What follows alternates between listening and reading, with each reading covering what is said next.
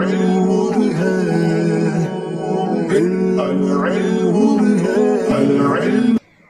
اللہ الرحمن الرحیم. فصل استقراء و تمثیل مفید ظن باشند و قیاس مفید یقین باشد. استقراء اور تمثیل یہ مفید ظن ہے اور قیاس مفید یقین ہے. حجت کی دوسری اور تیسری قسم جو کہ استقراء اور تمثیل تھی وہ دونوں شک کا فائدہ دیتی ہیں، یقین کا فائدہ نہیں دیتی ہیں. وہ دونوں شک کا فائدہ دیتی کیونکہ کہیں کہیں پر وہ استدلال غلط ثابت ہو جاتا ہے. جیسے کہ ہم نے استقراء کے اندر کیا استدلال کیا تھا کہ ہر حیوان چباتے وقت اپنا نچلا جبڑا ہلاتا ہے، ٹھیک ہے، تو وہ کہیں کہیں ٹوٹ جاتا ہے. جیسے کہ مگرمچھ، گھڑیال، وہ چباتے وقت اپنا اوپر کا جبڑا ہلاتا ہے، نیچے کا جبڑا نہیں ہلاتا ہے، ٹھیک ہے. تو اس وجہ سے کہا کہ استقراء اور تمثیل یہ دونوں ظن کا فائدہ دیتے ہیں کیونکہ کہیں کہیں یہ ٹوٹ جاتے ہیں. وہ قیاس مفید یقین باشد، اور قیاس یقین کا فائدہ دیتا ہے، یہ کہیں کہیں نہیں ٹوٹتا ہے، ٹھیک ہے. قیاس اگر درست کیا جائے تو کہیں پر بھی یہ کاذب نہیں ہوتا ہے، ہمیشہ صادق آتا ہے. تو اس کو اسی وجہ سے کہا کہ قیاس یقین کا فائدہ دیتا ہے. پس عمدہ در باب تحصیل تصدیقات قیاس است.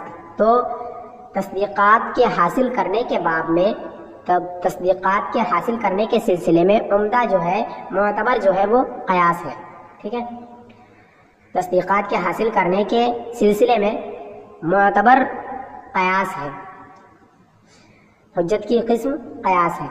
وہاں عبارت است از قول مؤلف از قضایا کے لازم آیت از و لذاتی قول دیگر، اور وہ نام ہے اس قول کا جو مرکب ہو ایسے قضیوں سے جن سے بالذات دوسرا قول لازم آئے.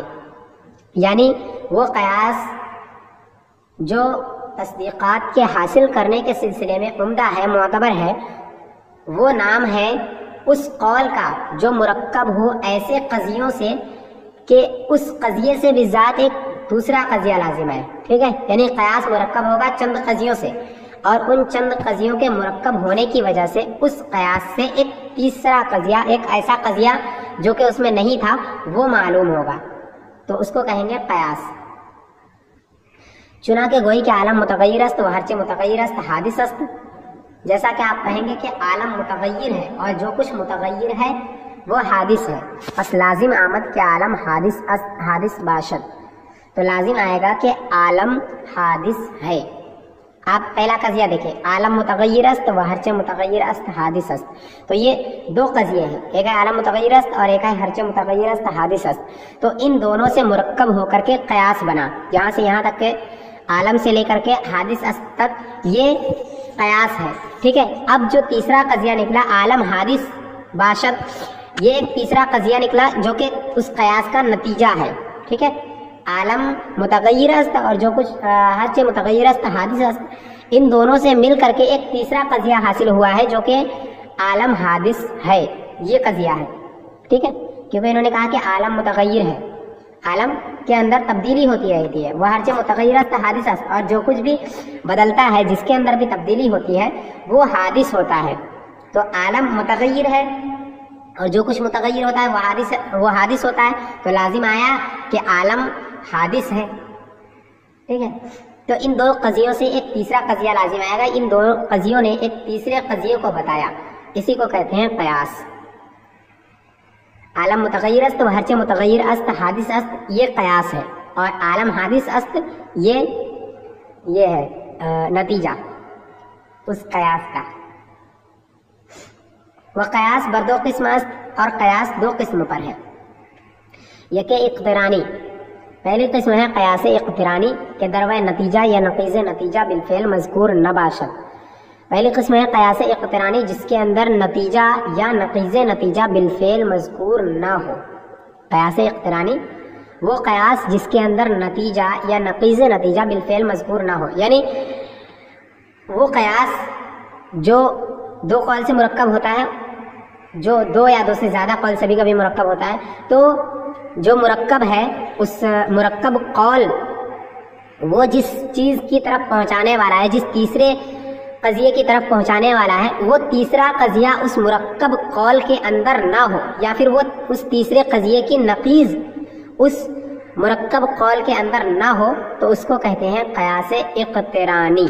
ٹھیک ہے، یعنی جو نتیجہ نکلے گا ان سب کو ملا کر کے ایک نتیجہ نکلے گا، جو نتیجہ نکلے گا وہ نتیجہ ان اقوال کے اندر نہ ہو جن کے مرکب ہونے کی وجہ سے وہ تیسرا قول نتیجہ حاصل ہوا ہے. ٹھیک ہے، وہ نتیجہ نہ ہو اندر قول کے اندر مذکور نہ ہو نتیجہ، اور نہ ہی اس نتیجے کی نقیض مذکور ہو قیاس کے اندر.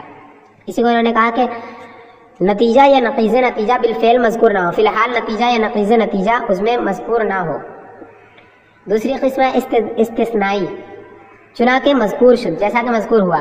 تو آپ پیچھے والی مثال دیکھیں کہ عالم متغیر است و ہرچہ متغیر است حادث است، اور اس کا نتیجہ نکلا عالم حادث است.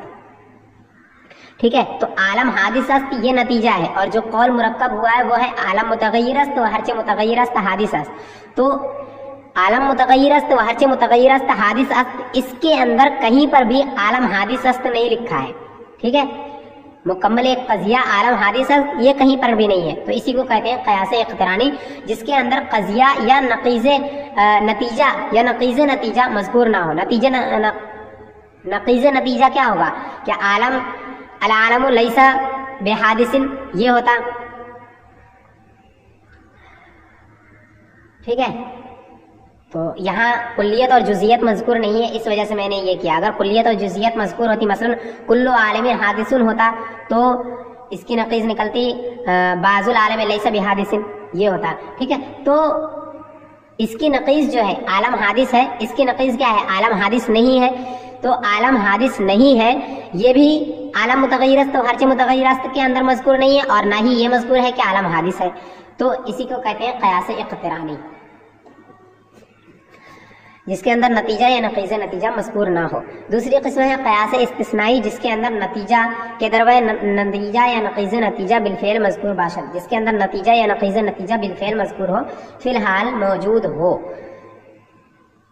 جیسے کہ تم کہو گے کہ ای آدمی باشد حیوان، ای آدمی باشد، اگر ای آدمی باشد حیوان باشد، لیکن آدمی است پس حیوان باشد، لیکن حیوان نیست پس آدمی نیست. تو ای آدمی باشد حیوان باشد یہ ایک قضیہ ہے. ٹھیک ہے، تو اگر ای آدمی است اتنے کو مل کر کے ایک وہ نکلے گا نتیجہ، حیوان باشد یہ ایک نتیجہ نکلے گا. اگر یہ آدمی باشد حیوان باشد لیکن آدمی است یہ اتنا پورا قیاس ہے، اور حیوان باشد یہ اس کا نتیجہ ہے. تو حیوان باشد جو یہاں پر مذکور ہے یہ اس قول کے اندر بھی مذکور ہے کہ اگر یہ آدمی باشد حیوان باشد، تو حیوان باشد اس کے اندر مذکور ہے.